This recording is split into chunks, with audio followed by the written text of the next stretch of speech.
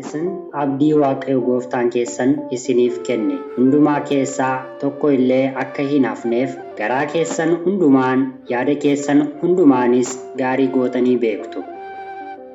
Ammas yaa Waaqayyo Gooftaa waa'ee ana garbicha keetiif waa'ee sanyii kootiifis abdii isa kennite bara baraan cimsi. Yaa Waaqayyo ati Gooftaadha. Abdii dinqisiisaa kanas ana garbicha keetiif kenniteetta. Maaloo wantan kadhadhee utuun argadhee abdii koos Waaqayyo utuu anaaf raawwate. Namni fira isaa isa abdii kutatetti ho'a agarsiisuu dhiisu isa hundumaa danda'u sodaachuu dhiisuu isaati.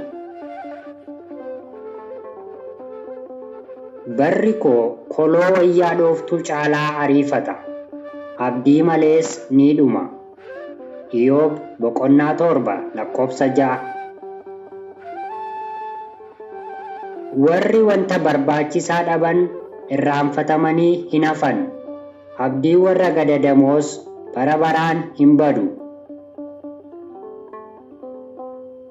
Ani abdiidhaan waanan si eeggadhuuf balleessaa dhabuu fi waan qajeelaa hojjechuun hamaa na irraa haa eegan.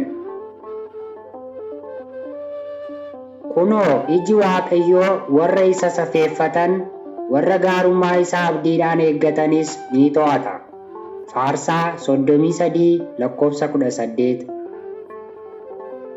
Lubbuun keenya abdiidhaan Waaqayyoon ni eeggatti. Inni gargaarsa keenyaa fi gaachana keenya. Faarsaa 33:20. Abdiidhaan akkuma si eegganne yaa Waaqayyo gaarummaan kee nuuf haa ta'u.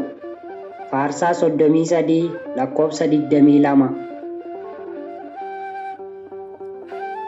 Waaqayyoon abdiidhaan eeggadhu. Karaa isaa irraa akka hin jal'annes eeggadhu. Faarsaa 37:34. Ani abdiidhaan sin eeggadha yaa Waaqayyo. Atoo deebii anaaf ni laatta yaa Waaqayyo Gooftaa koo. Faarsaa 38:15. Egaa maalan eeggadha yaa Gooftaa? Abdii ani qabu si'i. Faarsaa 39:7. Ani abdii guutuudhaan Waaqayyoon nan eeggadha. Inni immoo gara kootti jedhee iyya koos anaaf ni dhaga'e. Faarsaa 40:1. Yaa lubbuu koo maaliif akkas gadditee dhiphatta? Maaliifis akkas ana keessatti gabii dhabda? Ani Waaqayyoon abdiidhaan eeggadhu. Lubbuun koo gab jettee Waaqayyoon duwwaa ni eeggatti. Abdiin koo isa irraa nan kaa'adha. Yaa Waaqayyo Gooftaa ati abdii kooti. Ati mucummaa kootii jalqabdee amanannaa kooti. Faarsaa 71:5. Ati anaaf golga kooti, gaachana kootis. Ani dubbii kee abdiidhaan nan eeggadha. Faarsaa 119:114.